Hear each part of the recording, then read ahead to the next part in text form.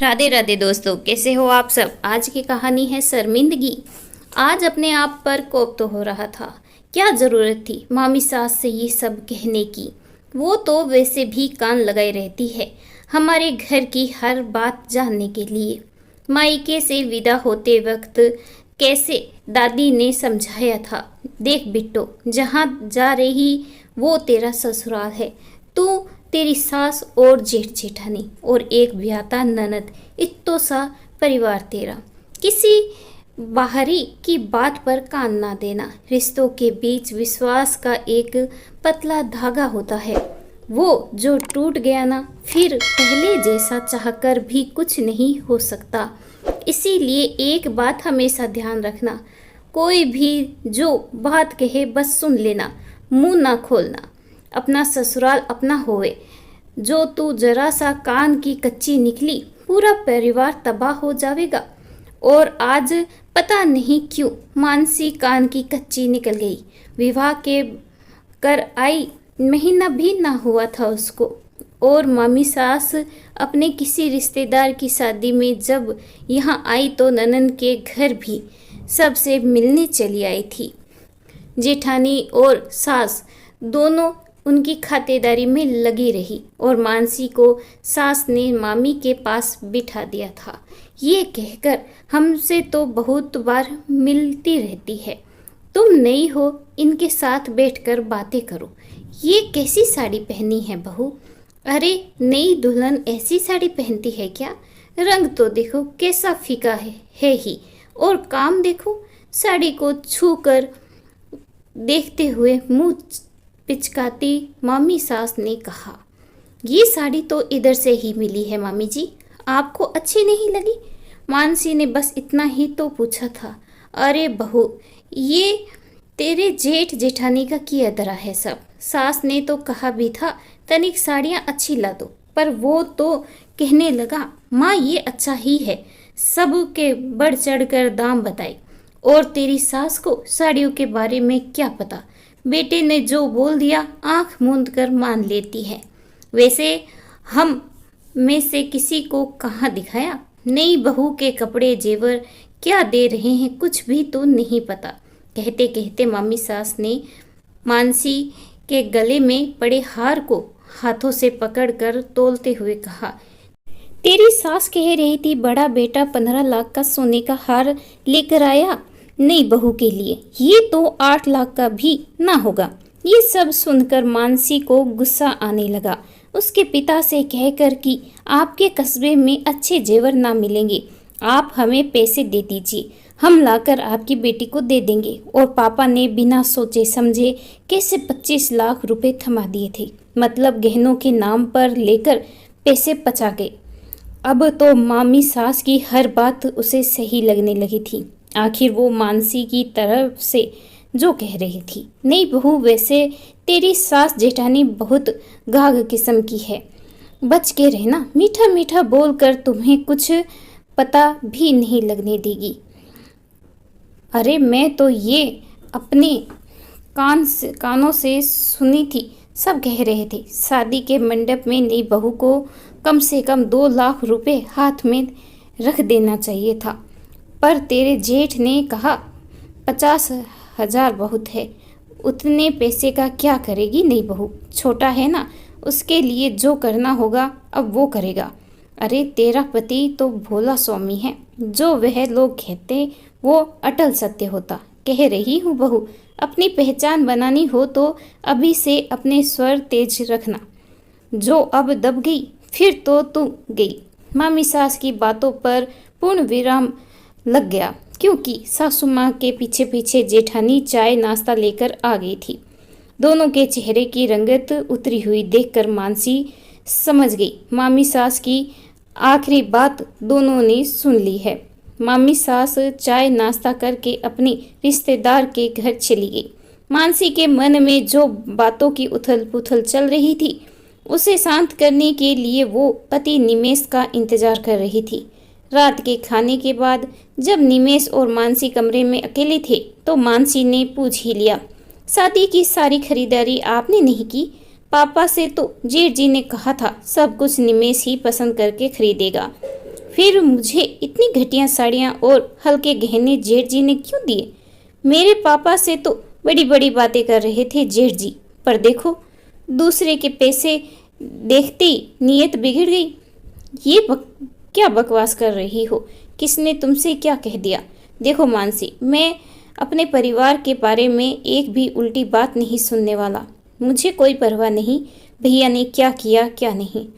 तुम्हें नहीं पसंद मत पहनो, मैं लाकर दे दूंगा, पर उन लोगों के खिलाफ एक बात नहीं सुन सकता। और तुम अभी नई नहीं हो, जानती ही क्या हो इस परिवार के बारे में। जब जान जाओगी इस तरह की बातें कहते जबान कांपेगी। ये सब कहते हुए निमेश कमरे से बाहर निकल सोफे पर जाकर सो गया। सासू माँ को अपचत की शिकायत हो रही थी तो वो इधर उधर से घूम रही थी। तभी उनकी नज़र निमेश पर पड़ी।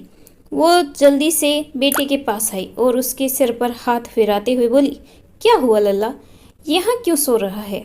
तबीयत ठीक नहीं है क्या? कुछ नहीं माँ, बस ऐसे ही, कहे निमेश करवट बदल सोने की कोशिश करने लगा। बहू ने कुछ कहा? आज तेरी मामी घर आई थी, शायद उन्होंने बहू से कुछ कही हो। तू तो मामी की आदत जानता है, बहू नहीं है, उसे अभी लोगों को समझने में वक्त लगेगा। अब उठ कमरे में जा। निमेश को उठाकर माँ ने कमरे में भेज दिया। मानसी दरवाजे की ओर से सब सुन रही थी। अब उसे दादी की बात अक्सर याद आ रही थी। आज उसने अपने ही घर की बात दूसरे के मुंह से सुनी। मामी सास से थोड़ी शिकायत तो सास जेठ जेठानी की कर दी थी। अब बात मुंह से निकल गई थी। पता नहीं मामी सास किस किस से क्या क्या कहेगी। ये सोचकर वो घबराने लगी। सॉरी निमेश, मुझे तुमसे ऐसे किसी और की बात पर कान देकर सवाल नहीं करना चाहिए था।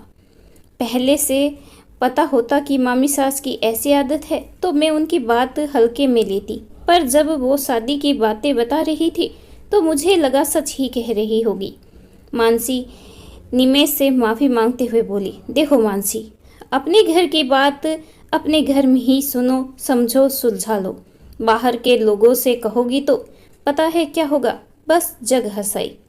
हमारे परिवार की जो एकता है, परस्पर प्यार, सौदर्य है, ये देख अक्सर लोग जलते हैं। एक बात सदा याद रखना, रिश्तों के बीच विश्वास का एक पतला धागा होता है, बस उसको टूटने मत देना। मामी जी के तो खुद के 4 बेटे हैं, कोई नहीं पूछता उनको। देखो ना, वो जब तक यहाँ आएगी कभी तुमसे भाभी के बारे में, कभी भाभी से तुम्हारे बारे में, तो कभी माँ से तुम्हारे बारे में कहकर आग लगाने की कोशिश करेगी।